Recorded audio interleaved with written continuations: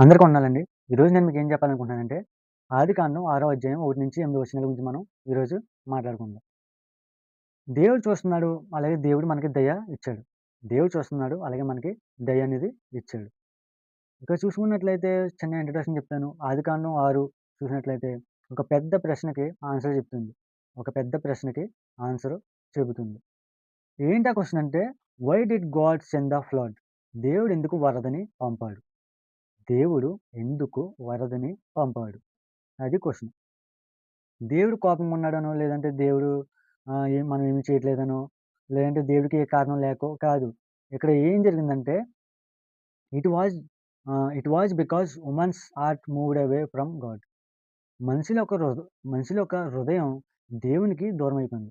మనిషిల యొక్క హృదయం దేవుని నుంచి దూరంగా వెళ్ళిపోయింది. ఇక్కడ మెయిన్ ప్రాబ్లమ్ వచ్చేసి ఇది. అలాగే ఈ యొక్క ప్యాసేజ్ కేవలం తీర్పు కోసమే కాదు. కేవలం జడ్జిమెంట్ కోసమే కాదు. ఇది ఒక దయ. దయ కూడా ఉంది.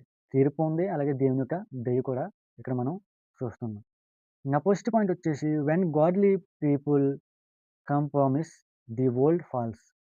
When godly people compromise the world falls.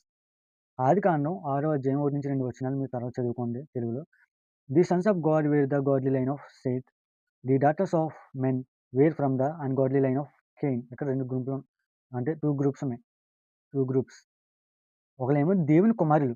దేవుని కుమారులు సేతు యొక్క దైవిక వంశం. దేవుని కుమారులేమో దైవిక వంశం. ఇక్కడ మనిషి కుమార్తెలున్నారు కదా! మనిషి కుమార్తెలైతే కయీను యొక్క భక్తిహీనుల వంశానికి చెందినవారంట. భక్తిహీనుల వంశానికి చెందినవాళ్ళు. అంటే వాళ్ళలో భక్తి లేదు. భక్తిహీనులాళ్ళు. కయీను ఎలాగైతే భక్తిహీనుడిగా ఉన్నారో ఈళ్ళు కూడా అలాగే భక్తిహీనులుగా ఉన్నారు. ఇక్కడ ప్రాబ్లమ్ వచ్చేసి పెళ్లి కాదు. ఇక్కడ ప్రాబ్లమ్ వచ్చేసి మ్యారేజ్ కాదు. కానీ ఇక్కడ ఏం జరిగిందంటే పాపం రాజీ అయింది. పాపం రాజీ అయింది. ఇప్పుడు పాపం చేస్తే ఆ పాపం మనం పోగొట్టుకోవాలి. ఆ పాపం మనం తీసేసి దేవునికి దగ్గరవ్వాలని చూస్తాం. కానీ ఇక్కడ ఏమైందంటే పాపం రాజీ అయిపోయింది. పాపం. పాపమే కదా! చేసేద్దాంలే అన్నట్టుగా ఉంది పరిస్థితి ఇక్కడ.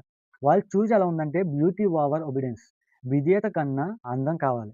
విధేయత కన్నా అందం కావాలి. అలాగే Dzire over holiness.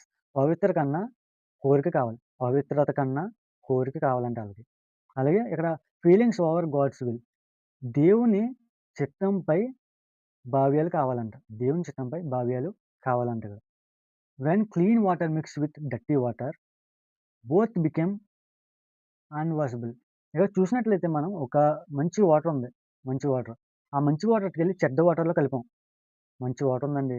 Fresh water. ఆ వాటర్ ఎట్టుకెళ్ళి చెడ్డ నీటిలో కలిపాం.